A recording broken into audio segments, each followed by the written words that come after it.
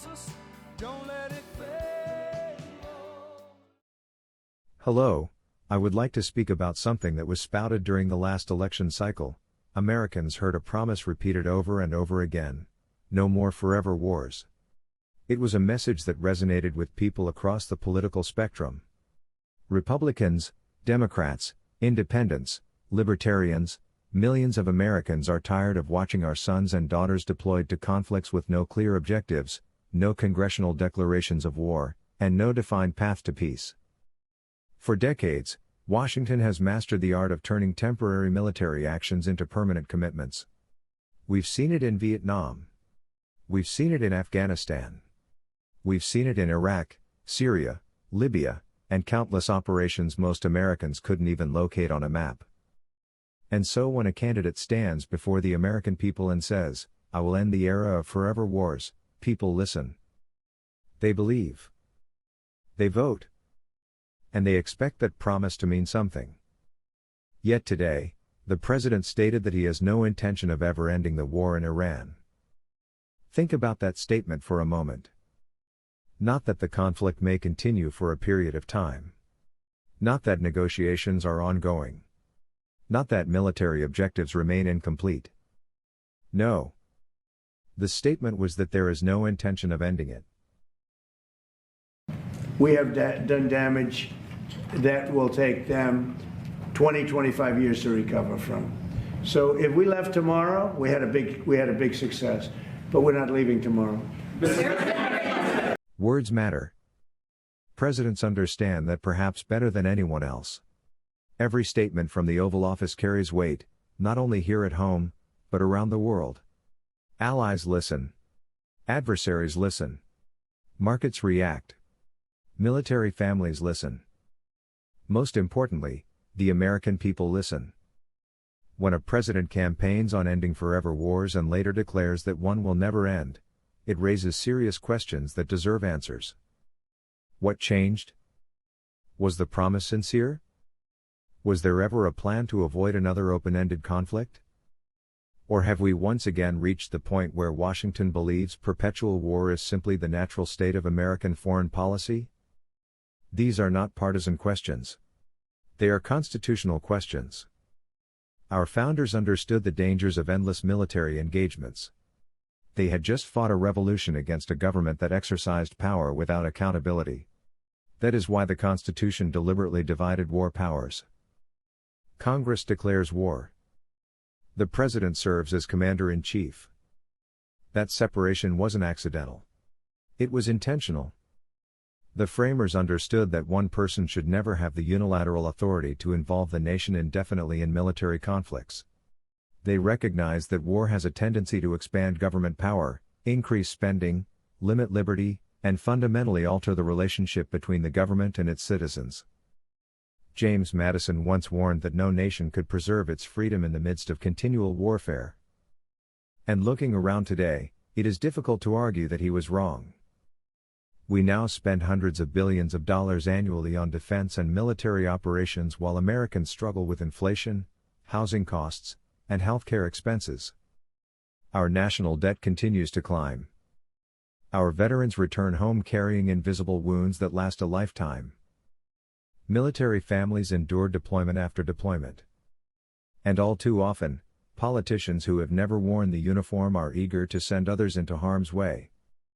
This is not an argument for isolationism. The United States has legitimate national security interests. We have allies. We have treaty obligations. We have a responsibility to defend our nation and protect our citizens. But there is a difference between defending America and committing ourselves to conflicts with no end state. Every military engagement should have clearly defined objectives. What is the mission? How do we measure success? What constitutes victory? When does it end? If we cannot answer those questions, then perhaps we should reconsider whether we should be involved at all. The American people deserve more than slogans during campaign season. They deserve honesty.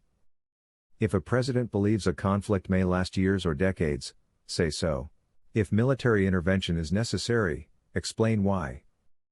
If American lives will be placed at risk, Tell the people what victory looks like. And if circumstances have changed since the campaign, acknowledge it. Leadership requires accountability. Too often in Washington, politicians believe promises come with expiration dates. They say whatever is necessary to win an election and then expect the public to simply move on when those promises are forgotten. But Americans remember. They remember being told Iraq would be quick. They remember Afghanistan. They remember hearing that military actions would be limited, targeted, and temporary. And they remember promises to bring our troops home. That is why statements like today's matter. Because trust in government is already at historic lows. Every broken promise widens the gap between the people and those elected to represent them. And let's be clear about something else. Questioning endless war is not unpatriotic. Demanding accountability is not un-American. Asking our leaders difficult questions is not disloyal. In fact, it is exactly what citizens in a constitutional republic are supposed to do. We are not subjects. We are not spectators. We are the people from whom government derives its just powers. Every elected official, from city council to the President of the United States, works for the American people. That means we have both the right and the responsibility to ask. How long? At what cost? And to what end? Because history teaches us that governments rarely surrender power voluntarily. Temporary measures become permanent. Emergency authorities become standard practice. And wars without end become the backdrop against which entire generations live their lives. I don't want my generation, or the next, to grow up believing that America must always be at war somewhere. I don't want our children to inherit a nation that has forgotten the difference between defense and perpetual conflict. And I certainly don't believe that campaigning against forever wars should lead to openly embracing them once in office. Whether you supported this president or opposed him, we should all be able to agree on one principle. If you make a promise to the American people, you should do everything within your power to keep it. And if you cannot, then you owe the American people an explanation. That is not a Republican principle. That is not a Democratic principle. That is an American principle. As citizens, we must remain vigilant. We must stay informed. And we must continue to hold our leaders accountable regardless of party, regardless of personality, and regardless of whether doing so is politically convenient. Because liberty requires participation. It requires courage. And sometimes it requires speaking uncomfortable truths. The Constitution does not defend itself. Our republic does not preserve itself. And peace does not maintain itself. Those responsibilities belong to us. So tonight, I leave you with this question. If forever wars are wrong when candidates campaign against them, how do they suddenly become acceptable once the election is over? That's a question every American should be asking.